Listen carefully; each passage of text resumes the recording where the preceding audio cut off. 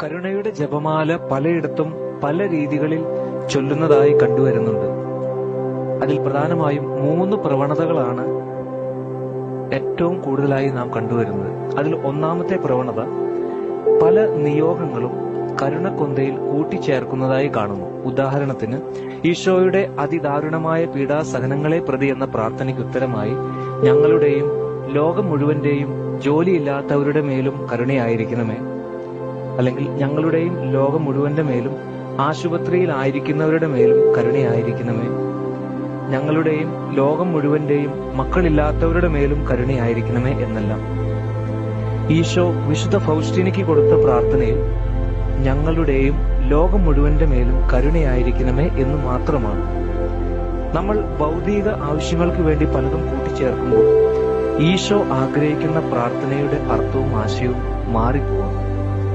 ഈശോയുടെ നാവിൽ നിന്നും വിശുദ്ധ ഫൗസ്റ്റീന കേട്ടത് ഈശോയുടെ വചനവും ഈശോയുടെ ആഗ്രഹങ്ങളുമാണ്. നമ്മുടെ ഇഷ്ടത്തിന് തിരുത്താനോ കൂട്ടിച്ചേർക്കാനോ പാടില്ല.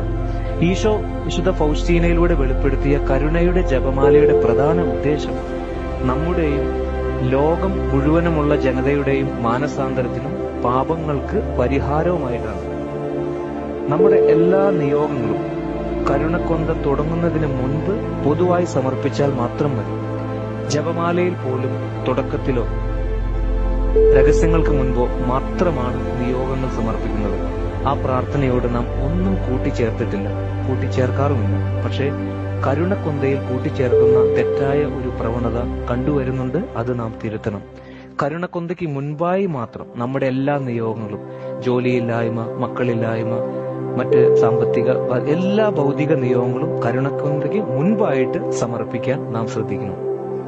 വിശുദ്ധ കുർബാന കാണാപ്പാടം ചൊല്ലാൻ അറിയുന്ന പുരോഹിതരും വർഷങ്ങളുടെ അനുഭവ സമ്പത്തുള്ള പുരോഹിതർ പോലും വിശുദ്ധ കുർബാന അർപ്പിക്കുമ്പോൾ പുസ്തകം ഉപയോഗിക്കുന്നത് അറിയാതെ പോലും വാക്കുകളോ കൂദാശാ വചനങ്ങളോ ഉച്ചരിക്കുമ്പോൾ തെറ്റിപ്പോകാതിരിക്കാനാണ്. കാരണം ഒരു വാക്ക് മാറിയാൽ അതിന്റെ അർത്ഥവും മാറാം. വിശുദ്ധ കുർബാനയുടെ പ്രാർത്ഥനാ രൂപമാണ് കരുണക്കൊന്ത. വിശുദ്ധ കുർബാനയിൽ ഈശോയുടെ ശരീരവും രക്തവും ആത്മാവും ദൈവത്വവും പിതാവായ ദൈവത്തിന് കാഴ്ചവെക്കുന്നു. കരുണക്കൊന്തയിൽ നിത്യപിതാവേ എന്ന പ്രാർത്ഥനയിൽ നമ്മൾ കാഴ്ചവെക്കുന്നത് ഈശോയുടെ ശരീരവും രക്തവും ആത്മാവും ദൈവത്വവും തന്നെയാണ്. രണ്ടാമതായി കണ്ടുവരുന്ന മറ്റൊരു പ്രവണത പരിശുദ്ധനായ ദൈവമേ, പരിശുദ്ധനായ ബലവാനെ, പരിശുദ്ധനായ അമർത്തിനെ, ഞങ്ങളുടെയും ലോകം മുഴുവന്റെയും മേൽ കരുണയായിരിക്കണമേ എന്ന പ്രാർത്ഥന ഓരോ രഹസ്യത്തിന്റെയും അവസാനം ചൊല്ലുന്നതായിട്ട് കണ്ടുവരുന്നു. 5 രഹസ്യങ്ങളും കഴിഞ്ഞ് അവസാനമാണ് ഈ പ്രാർത്ഥന ചൊല്ലേണ്ടത്. അങ്ങനെ ചൊല്ലാനാണ് ഈശോ വിശുദ്ധ ഫൗസ്റ്റീനയ്ക്ക് കൊടുത്ത നിർദ്ദേശം. പക്ഷേ ഭൂരിപക്ഷം ചൊല്ലുന്നത് കൊണ്ട് ഞാനും ചൊല്ലുന്നു എന്ന പ്രതികരണമാണ് പലപ്പോഴും ലഭിക്കുന്നത്. മൂന്നാമതായി കണ്ടുവരുന്ന മറ്റൊരു പ്രവണത ഈശോയുടെ അതിദാരുണമായ പീഡാസഹനങ്ങളെ പ്രതി എന്ന പ്രാർത്ഥനയ്ക്ക് ഉത്തരമായി ഞങ്ങളുടെ മേലും ലോകം മുഴുവന്റെ മേലും കരുണയായിരിക്കണമേ എന്ന പ്രാർത്ഥനയിൽ പിതാവേ എന്നത് കൂട്ടിച്ചേർക്കുന്നു. ഈശോ വിശുദ്ധ ഫൗസ്റ്റീനയ്ക്ക് കൊടുത്ത കരുണക്കൊന്ത പ്രാർത്ഥനയിൽ ഈ ഭാഗത്ത് പിതാവേ എന്നത് ഇല്ല. ആരൊക്കെയോ തുടങ്ങി വെച്ചത് അതേപടി പലരും ആവർത്തിക്കുന്നു.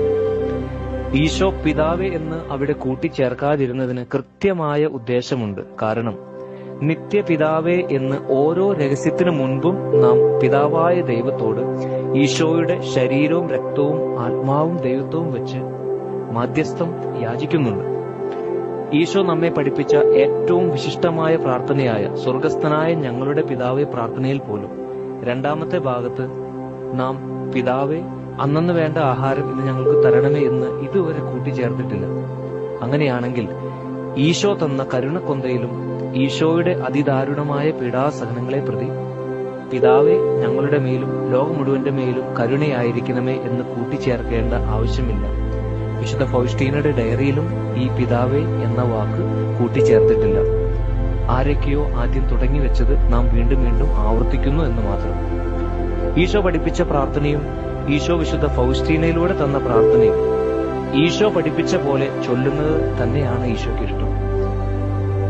പക്ഷെ ഇപ്പോൾ ഇതുപോലെ ചൊല്ലിയാൽ എന്താണ് കുഴപ്പം? അല്ലെങ്കിൽ ഞങ്ങൾ ഇത്രയും നാൾ ചൊല്ലിയത് ഇങ്ങനെയായിരുന്നല്ലോ, എല്ലാവരും ചൊല്ലുന്നത് ഇങ്ങനെയൊക്കെ തന്നെയാണല്ലോ, പല പുരോഹിതർ പോലും ഇങ്ങനെ തന്നെ ചൊല്ലുന്നുണ്ടല്ലോ, ഇങ്ങനെ പ്രാർത്ഥിച്ചാൽ എന്താ ദൈവം കേൾക്കില്ലേ എന്നെല്ലാം മറു ചോദ്യങ്ങൾ ഉയർന്നേക്കാം. തിരുത്താൻ ആഗ്രഹമുള്ളവർക്ക് മാത്രം തിരുത്താം. ഒരു തെറ്റ് നാം തിരിച്ചറിയാത്തിടത്തോളം കാലം കുഴപ്പമില്ല. പക്ഷെ ആ ഒരു തെറ്റ് അറിയുന്ന നിമിഷം മുതൽ ആ തെറ്റ്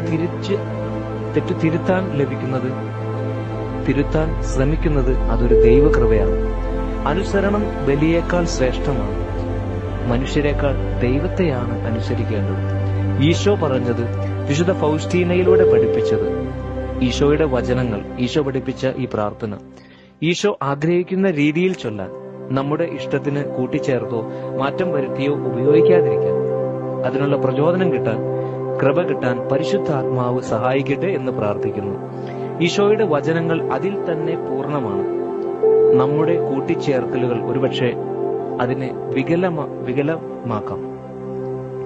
മുകളിൽ പറഞ്ഞ ഈ 3 പ്രവണതകളിൽ ഇനിയും ആർക്കെങ്കിലും എന്തെങ്കിലും സംശയമുണ്ടെങ്കിൽ വിശുദ്ധ ഫൗസ്റ്റീനയുടെ ഡയറി വായിച്ച് അത് ബോധ്യപ്പെട്ടാലെങ്കിലും തെറ്റുകൾ തിരുത്തണമേ എന്ന് പ്രാർത്ഥിക്കുന്നു. എല്ലാവരെയും സർവശക്തനായ ദൈവം അതിന് അനുഗ്രഹിക്കട്ടെ. ആമേൻ. യേശു ക്രിസ്തു ഏകരക്ഷകൻ.